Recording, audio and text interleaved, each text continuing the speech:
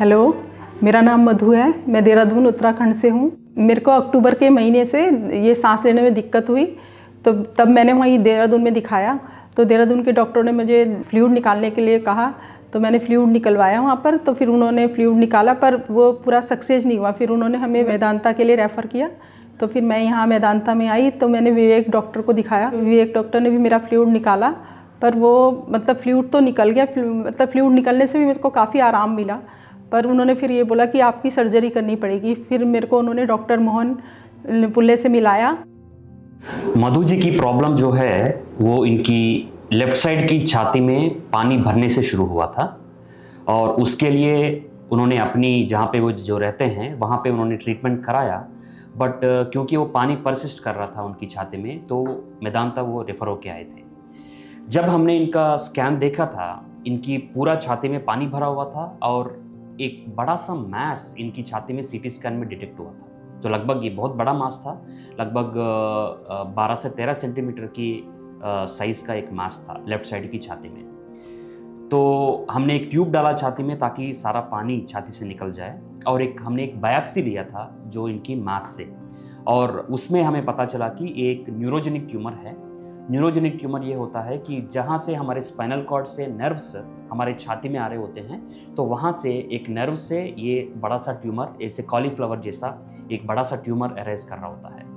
तो इसमें ट्रीटमेंट जो होता है वो केवल सर्जिकल ऑप्शन होता है, जिससे हमने एक छोटा सा कट करके हमारी छाती के अंदर जाके फिर इतना बड़ा सा मांस, लगभग 12-13 सेंटीमीटर की जो बड़ा सा मांस है, उसको हमने कम्प्लीटली निकाल दिया था।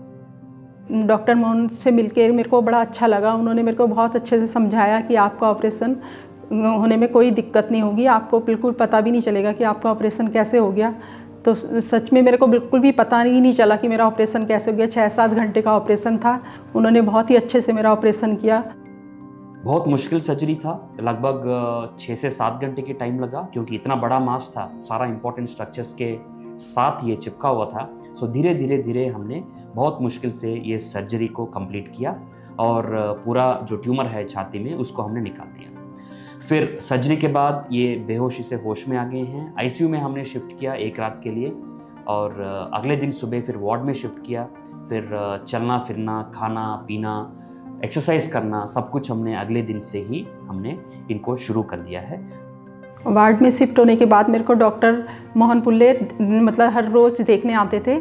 जितने भी फिजियोथेरेपी वाले हैं वो मेरे को बार बार देखने आते थे। फिर मेरे को मतलब एक्सरसाइज के बारे में बताते थे कि तुम्हें ये एक्सरसाइज करनी पड़ेगी, और बार बार करवाते थे अपने आप। तो उससे भी मेरे को बहुत मतलब आराम मिला।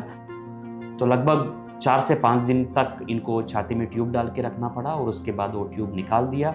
और हमने इंश्योर किया कि जितने भी रिकवरी टाइम है उस टाइम में पेशेंट को अच्छा खुराक, न्यूट्रिशन हम अच्छे से दें पेशेंट को, ताकि रिकवरी बहुत जल्दी हो पाए।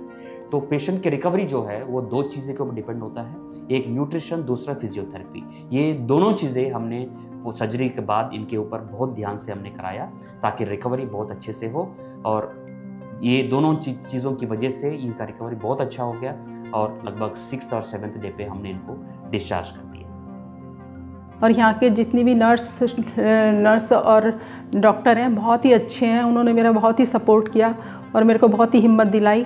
सिस्टर बार बार आकर मेरे को पूछती रही, तो मेरे को बहुत हिम्मत मिली, और मेरा ऑपरेशन कैसे हुआ मुझे पता ही नहीं चला।